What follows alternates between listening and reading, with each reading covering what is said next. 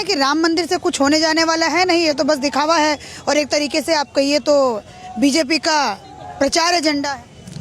कहने वाले तो बहुत कुछ कह रहे हैं, परंतु स्टेटमेंट्स तो बहुत सारी आ रही हैं। राम को ही काल्पनिक कह दिया है, ग्रंथ शास्त्रों को नकार दिया गया है, कोई कहता है भगवान मांसाहारी हैं।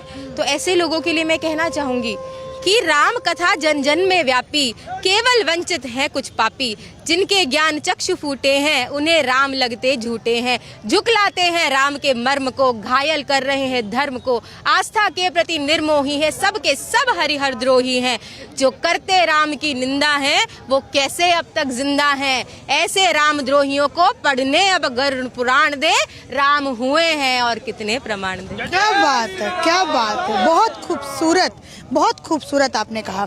थोड़ा सा मैं उन लोगों को भी जवाब चाहती हूँ आपके तरफ से मिले, जो लोग कहते हैं कि जी राम मंदिर बन गया, मतलब सरकास्टिक वे में कहते हैं राम मंदिर बन गया सब कुछ हो गया, देश की अर्थव्यवस्था जाए मतलब चूल्हे में जाए उससे कोई फर्क नहीं पड़ता, लेकिन राम मंदिर बन गया सब कुछ हो गया।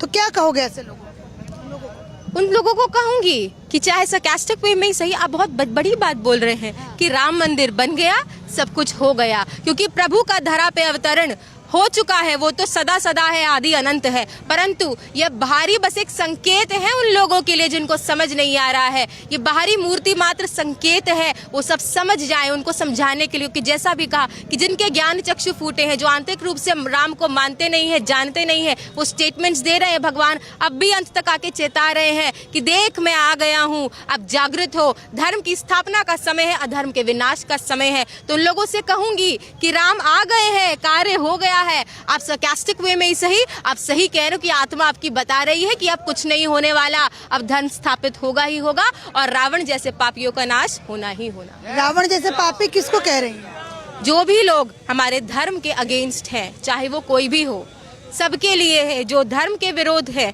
जो भी सत्य के मार्ग पे नहीं है, वो सभी पापी हैं, क्योंकि सबसे बड़ा पाप है अपने धर्म का विरोध करना। And what is dharma actually? Religion is the realization of God. Swami Vivekananda ने कहा कि धर्म ईश्वर की प्रत्यक्ष अनुभूति है। अगर आपने वो नहीं किया तो आप धार्मिक नहीं है, और आप ईश्वर को ही नकार रहे हैं तो सबसे बड़े अधर्मी आप स्वयं हैं।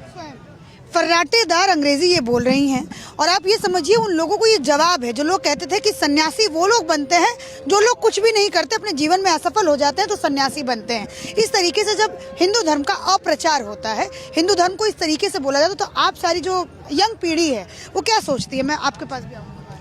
तो हम ये क्या सोच रहे हैं कि ये this is false, this is not true at all, because the thing is ये जो साइंस है जो हम आज मानते हैं, भगवान को नहीं मानते, साइंस को जो मानते, इसको हिंदी में विज्ञान कहते हैं। वो विज्ञान, वो परम विज्ञान, वो सिर्फ ईश्वर दर्शन से, वो अध्यात्म से ही आया है। This is the reason why when the British came here, यहाँ जब वो आए थे, ब्रिटिश राज हुआ था, उन्होंने यहाँ अध्यात्म की नींव देखी थी, उसको चुराकर इसीलिए यूके लंदन में तरक्की हो रही है। क्यों? क्योंकि उन्होंने यहाँ के तत्वों को चुराकर वहां जाके उन चीजों को स्थापित किया, और यहाँ हमें ये बता दिया कि कुछ नहीं है।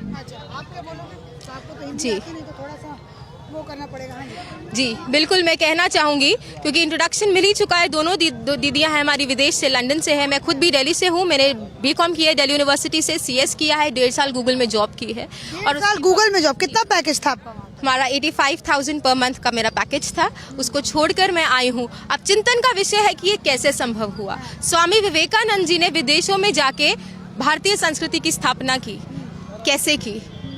क्वेश्चन, बहुत बड़ा क्वेश्चन मार्क है। इसका जवाब है उनके सतगुरु रामकृष्ण परमहंस जी। जब उनके जीवन में वो आए और उन्होंने उनका ईश्वर का दर्शन कराया, तो वो एक्चुअल जो जागृति है वो उनके भीतर हुई। उनको समझ आया कि ये जो मेरा यंगस्टर हूँ, मैं युवा हूँ, ये युवा मैं इसलिए नहीं हूँ कि इधर उधर जाऊँ, कमाऊँ, रोटी खाऊँ, मेरा यहाँ तक लक्ष्य नहीं है। मेरा लक्ष्य है उस ईश्वर की प्राप्ति जो हम सबका है। तो इसलिए स्वामी विवेकानंद जी के पीछे उनके गुरु का हाथ था, तब जाके वो भगवाधारी कहलाए और इस भगवा की पवित्रता को उन्होंने जाना है। और हमने भी अपने गुरु माँ परम पूजनीय माँ आशुतोष शामरी जी के सानिध्य में इस भगवा की पवित्रता को जाना है और ईश्वर का दर्शन माने कराया हम सभी के अंतर्घट में। तभी आज सब कुछ छोड़ छाड़ के हम आए हैं। ये प्रश्न बहुत लोगों का होता है, फर्स्ट क्वेश्चन जो भी हमसे मिलता है यही होता है कि सब कुछ आपने छोड़ छाड़ के ये कैसे संभव हुआ? तो एक ही जवाब है कि जिनके शिष्य ऐसे हैं तो उनके गुरु कैसे होंगे। इसमें गुरु की महिमा है, हम लोगों की नहीं।